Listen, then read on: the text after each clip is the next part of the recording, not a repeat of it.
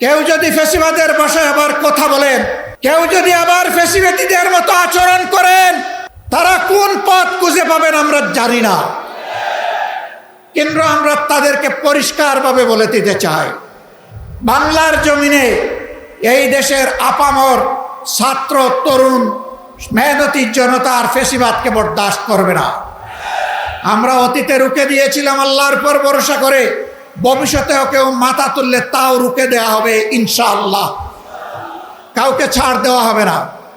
ফ্যাসিবাদীরা বিদায় নিয়েছে, ফ্যাসিবাদ এখনো বিদায় নেয় নাই। আমরা পরিষ্কার বলতে চাই, ফ্যাসিবাদ কালো না লাল, কোনো ফ্যাসিবাদকে আর বাংলার জমিনে বরদাস্ত করা হবে না ইনশাআল্লাহ।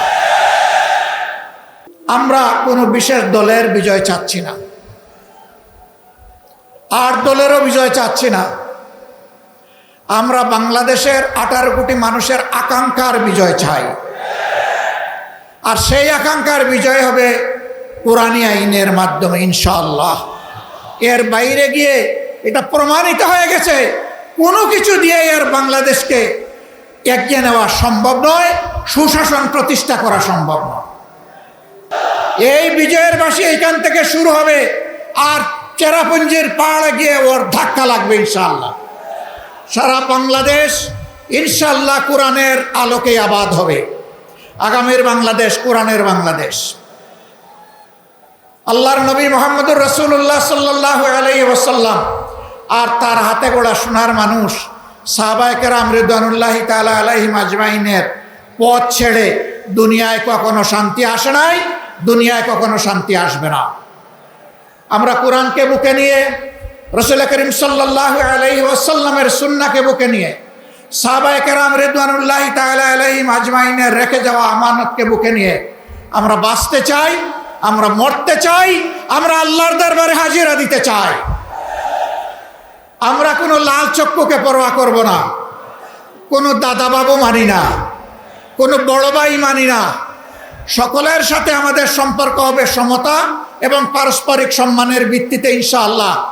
15.5 বছর টানা 9 থেকে 24 সালের জুলাই মাস পর্যন্ত বাংলাদেশের মানুষ স্বস্তিতে কথা বলতে পারেনি। বাংলাদেশের মানুষের জীবনের কোনো নিরাপত্তা ছিল না। বাংলাদেশের মানুষ অবিচার নির্যাতনের শিকার হয়ে কোথাও সামান্যটুকু বিচার পায়নি। বাংলাদেশ দুর্নীতিতে ভেসে গিয়েছিল, দেশের টাকা লুণ্ঠন করে বিদেশে পাচার করা হয়েছিল। 1 নয় 2 নয় 28 লক্ষ কোটি টাকা বাংলাদেশ থেকে বিদেশে পাচার করা হয়েছে, যা বাংলাদেশের এভারেজ বার্ষিক বাজেটের 60টা বছর কভার করে সেই মুদ্রা বিদেশে পাচার করা হয়েছে।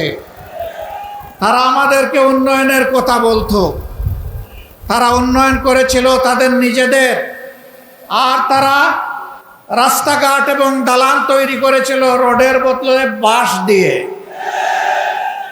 একবার একটা মেয়েকে এরকম একটা ডিবেটে বলতে শুনলাম যে আজ যদি কবি বেঁচে থাকতেন, তিনি বলতেন, বাঁশবাগানের মাথার উপর চাঁদ উঠেছে, ওই চাঁদের জায়গায় চাঁদ তো আছে, বাঁশগুলো সব কই।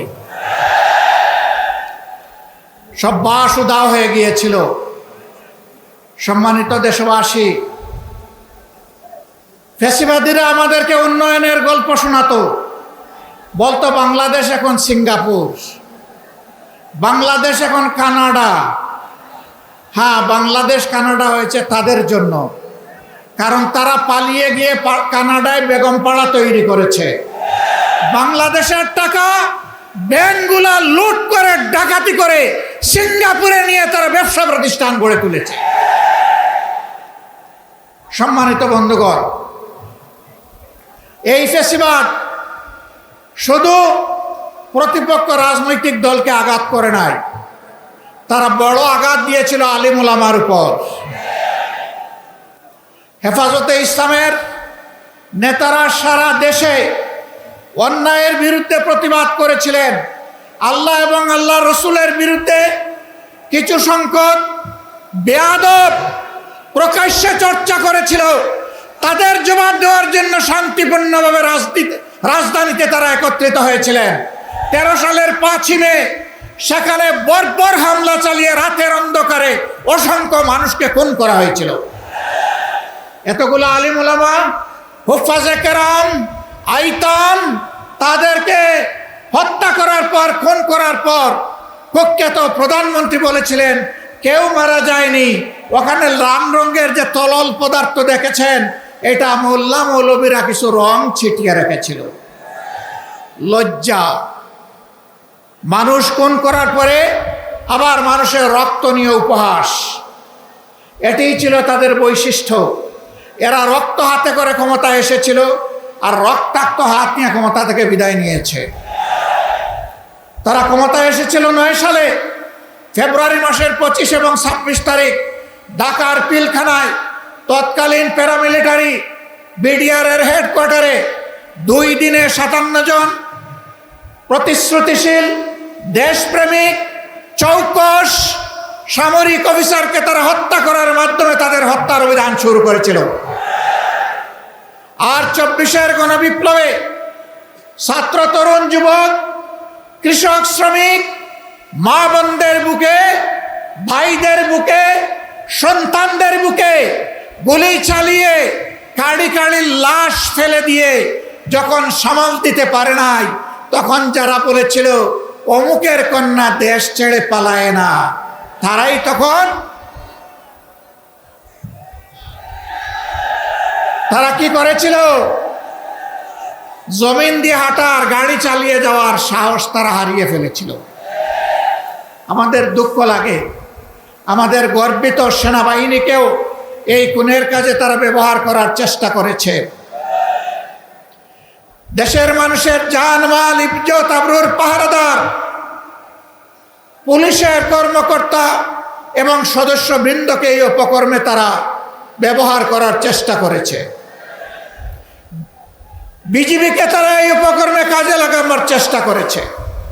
রাষ্ট্রের একটা প্রতিষ্ঠানকেও তারা ঠিক মতো দাঁড়াতে দেয়নি। বিচার বিভাগ ধ্বংস করেছে, নির্বাচন কমিশন ধ্বংস করেছে, দুর্নীতি দমন কমিশনকে বগলের নিচে নিয়েছে, মানবাধিকার কমিশনকে তাদের পকেটে ঢুকিয়ে ফেলেছে। এইভাবে দেশের সব কিছু তারা ধ্বংস করেছিল। আমাদের প্রধান অতিথি সহ জাতীয় নেতৃবৃন্দের বক্তব্য শুনব। সেই নির্দেশনা নিয়ে আমরা ইনশাআল্লাহ বৃহত্তর চট্টগ্রামের প্রতিটি মানুষের কাছে যাব, অলিতে গলিতে ছড়িয়ে পড়ব। সেই আহ্বান নিয়ে আজকে গোটা জাতি জুলাই সনদের পক্ষে 8 দলীয় আন্দোলনরত আন্দোলনের 5 দফা দাবিতে ঐক্যবদ্ধ হয়েছে। যারা আজকে না ভোটের পক্ষে ক্যাম্পেইন করে, মুখে বলে সংস্কার, অন্তরে বলে মুছে দেব সংস্কার, যারা এই না ভোটের কথা বলবে, জনগণ তাদেরকে লাল কার্ড দেখাবে আগামী নির্বাচনে।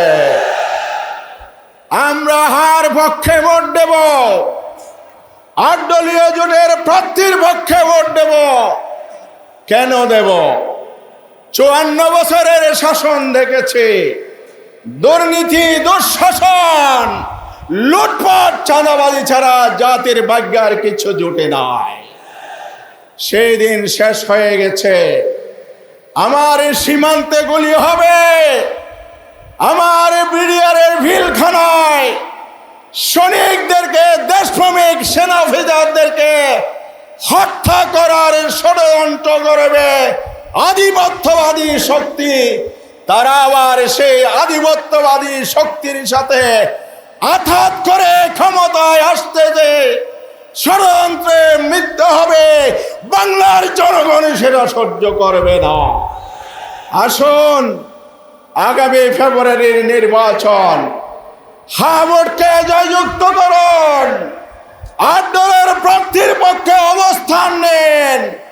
বাংলাদেশের জনগণ দেশপ্রেম ইসলামের ভিত্তিতে ঐক্যবদ্ধ হয়েছে। ডাকসুতে ঐক্যবদ্ধ বিজয়, রাকসুতে ঐক্যবদ্ধ বিজয়, চাকসুতে ঐক্যবদ্ধ বিজয়, জাকসুতে ঐক্যবদ্ধ বিজয়।